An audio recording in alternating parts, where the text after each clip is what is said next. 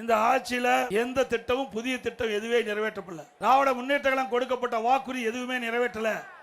ஆனா அண்ணா திமுக ஆட்சியில நிறைவேற்றப்பட்ட பல திட்டங்களை இந்த நேரத்தில் குறிப்பிட விரும்புகிறேன். பாப்பாரப்பட்டி மற்றும் அதியமான் கோட்டையில் புதிய ரயில்வே மேம்பாலம் கட்டப்பட்டது. தருமபுரி மாவட்டத்தில் வாணியம்பாடி முதல் பள்ளிப்பட்டி வரை புதிதாக 4 வழிச்சாலை அமைக்கப்பட்டது. தருமபுரி மாவட்டம் பாப்பாரப்பட்டியில் தியாகி சுப்பிரமணிய சிவா மணிமண்டபம் மற்றும் நூலகம் கட்டப்பட்டது.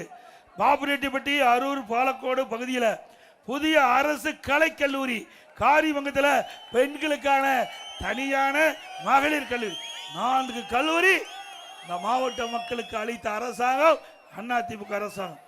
பாலக்கோட்டையில் செயல்படுத்தி வந்த சுயநிதி பாலிடெக்னிக் கல்லூரி அரசு பாலிடெக்னிக் கல்லூரியாக தரம் உயர்த்தப்பட்டது. தருமபுரி மாவட்டம் மட்டலாம்பட்டியில் புதிய அரசு சட்ட கல்லூரி கொண்டாந்தோம். தருமபுரியில் பெரியார் பல்கலைக்கழகத்தின் முதுகலை விரிவாக்க மையம். மாவட்டம் முழுவதும் புதிய தரம் உயர்ந்த நெடுஞ்சாலைகள், கிராம சாலைகள், இணைப்பு சாலைகள், சிறு சிறு பாலங்கள் கொண்டு வந்தோம். தருமபுரி அரசு மருத்துவக் கல்லூரியில் கூடுதல் படுக்கை செய்து கொடுத்தோம். வத்தல் மலையினை சுற்றுலா தலமாக அறிவித்து சாலை வசதி அளிக்கப்பட்டது. காரிமங்கத்தில் ஆலம்பாடி மாற்றின ஆராய்ச்சி மையம் துவக்கப்பட்டது. புதிதாக ஏரியூர் மற்றும் கடத்தூர் என 2 ஊராட்சிகள் உருவாக்கப்பட்டது. ஒகேனக்கலில் இருந்து காவிரி உபரி நீர் திட்டத்தின் மூலம் மாவட்டத்தில் உள்ள ஏரி, குளம், குட்டை நிரப்புவதற்குண்டான நடவடிக்கை எடுக்கப்படும்.